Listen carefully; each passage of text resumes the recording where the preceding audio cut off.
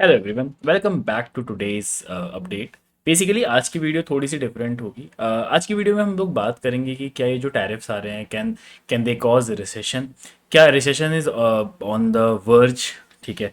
क्या मार्केट में एक बहुत बड़ा basically pull back I will say कि S&P 500 कितना और डाउन जा सकता है? क्या मार्केट में एक बहुत प्री लॉन्ग बेयर मार्केट आ सकता है कि नहीं आ सकता है? ये सब हम आज की वीडियो में डिस्कस करेंगे। तो make sure to hit the like button and subscribe if you are new here.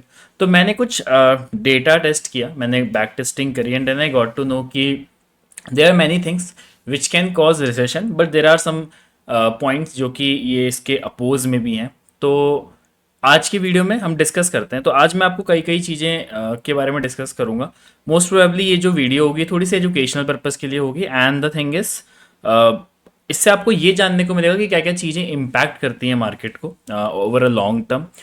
कैसे इकोनॉमिक फैक्टर्स कितने ज़्यादा अफेक्ट करते हैं मार्केट को, कैसे ये टैरिफ जो ये अप्लाई हो रहे हैं, इंपोर्ट एक्सपोर्ट पे जो टैक्सेस अप्लाई हो रहे हैं, कितना हद तक इनका अफेक्ट हो सकता है एक मार्केट में, चाहे वो US मार्केट हो, क्रिप्टो हो। ये हम बेसिकली मार्केट को यहाँ पर डिफ्रेंशिएट नहीं कर रहे हैं, बट हम एक ओवरऑल इम्पैक्ट इकोनॉमी पे और पूरे वर्ल्ड पे हम आज की वीडियो में डिस्कस करने वाले हैं। तो make sure to watch the video till the end and मैं आपको स्क्रीन की तरफ लेके चलता हूँ। बेसिकली चार्ट्स देखते हैं, फिर वी विल डिस्कस मोर।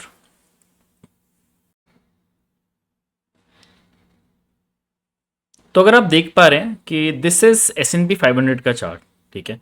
अब बेसिकली अगर मैं S&P 500 का आपको चार्ट दिखाऊं, तो ये जो वीकली कैंडल है जो आपको यहाँ पर नज़र आ रही होगी, ये हमें ऑलमोस्ट जो कैंडल थी वो हमें 10% का पंप दी थी। अगर आपको ये याद हो तो इसने एक कैंडल ने काफ़ी बड़ा हमें पंप दिया था ऑफ 10%, ठीक है।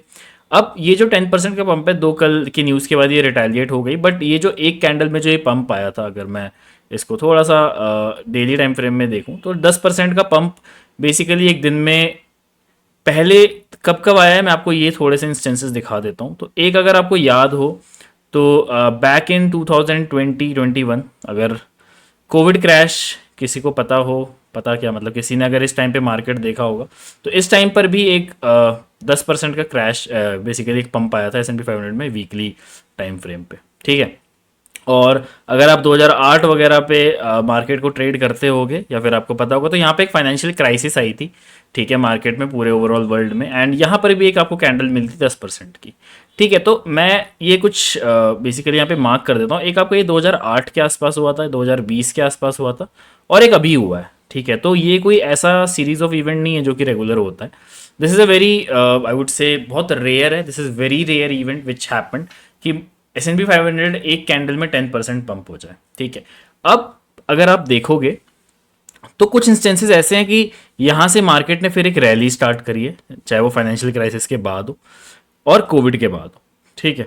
तो अब यहाँ पर लोगों का क्वेश्चन ये होगा कि अगर ये ऐसा एक जो पंप आया है, तो क्या यहाँ से हम एक रैली देख सकते हैं कि यहाँ से मार्केट न्यू आएगा, या फिर यहाँ से ये कुछ ऐसा एक नए रिसेशन की शुरुआत है, ठीक है। तो ये मैं आज की वीडियो में डिस्कस करेंगे। तो ये आपको एक पॉइंटर मिल गया कि S&P 500 ने जो 10% पंप दिया है, दैट इज़ वेरी रेयर जो मार्केट में हो चुका है, ठीक है।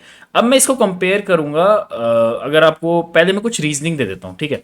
अब आपको पता लग रहा होगा कि यहाँ पर आया है रिसेशन, ठीक है, जो मार्केट में ये जो डंप आया है, S&P 500 जितना लोज बना रहा है, तो क्या सिर्फ टैरिफ इस चीज़ को कॉज करते हैं या फिर टैरिफ से क्या क्या इम्पैक्ट होता है?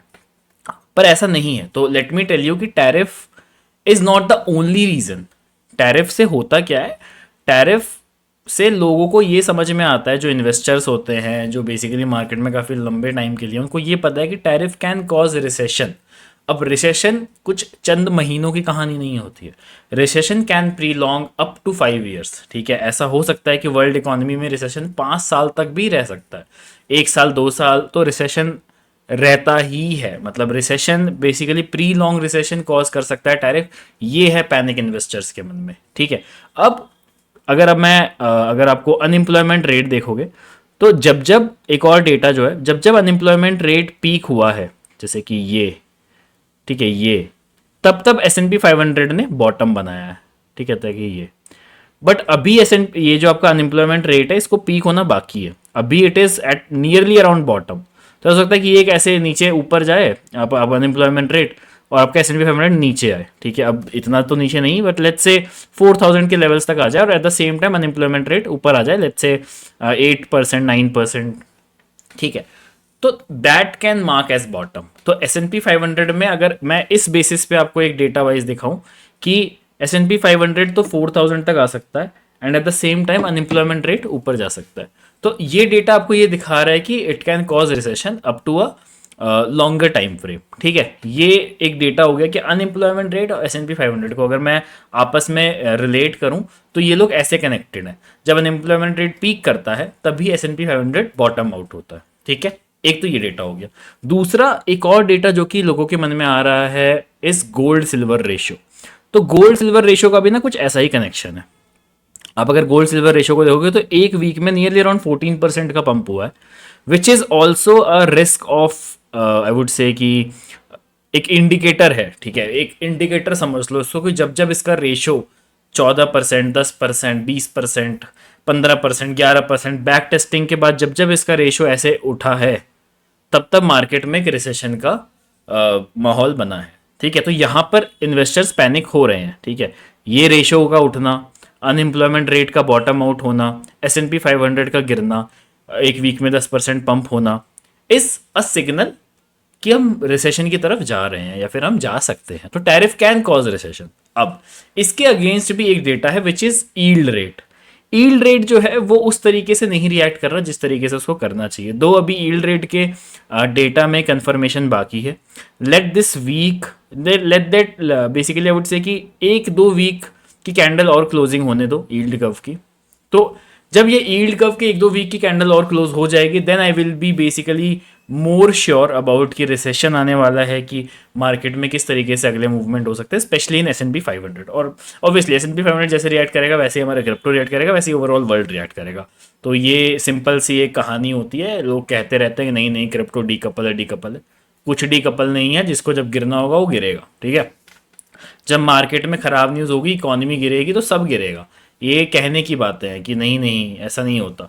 आप गोल्ड को देख रहे होगे, अगर आप गोल्ड का चार्ट देखोगे तो हर दिन एक लोकल हाई बन रहा है गोल्ड का। तो ये कोई ऐसे घटिया सिग्नल नहीं है, ये एक बहुत बड़ा सिग्नल होता है।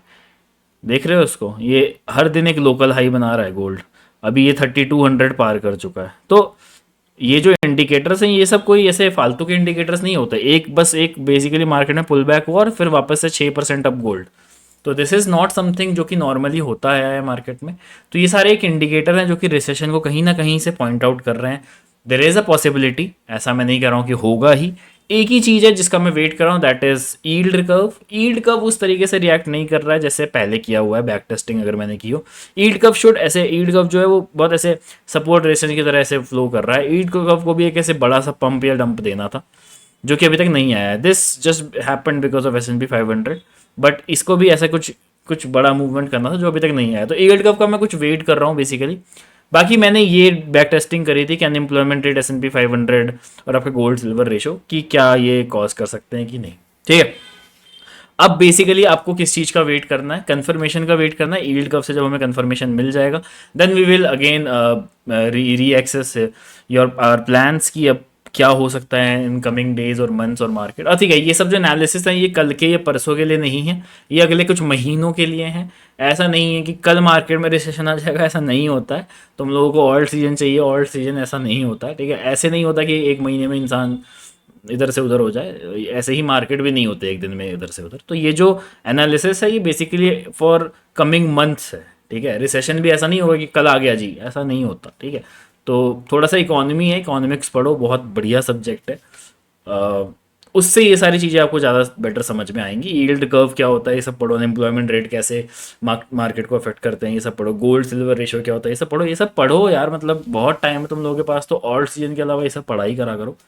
इससे तुम्हें बहुत फायदा मिलेगा, ये मैं श्योर शॉट कह सकता हूँ। इससे तुम्हें ये भी पता होगा कि कब मार्केट बॉटम आउट होगा, कब मार्केट टॉप करेगा, ठीक है। Not exact price but a range, इससे आप पता लगा सकते हो, ठीक है। तो आई होप आपको ये एजुकेशनल वीडियो पसंद आया होगा। अगर आपको पसंद आया तो make sure to hit the like button and subscribe if you are new. और गाइस चैनल को शेयर कर दो, लाइक करो, सब्सक्राइब करो, थोड़ा मोटिवेशन मिलेगा मुझे भी। बाकी चलते हैं, मिलते हैं आज रात की लाइव में। बाय।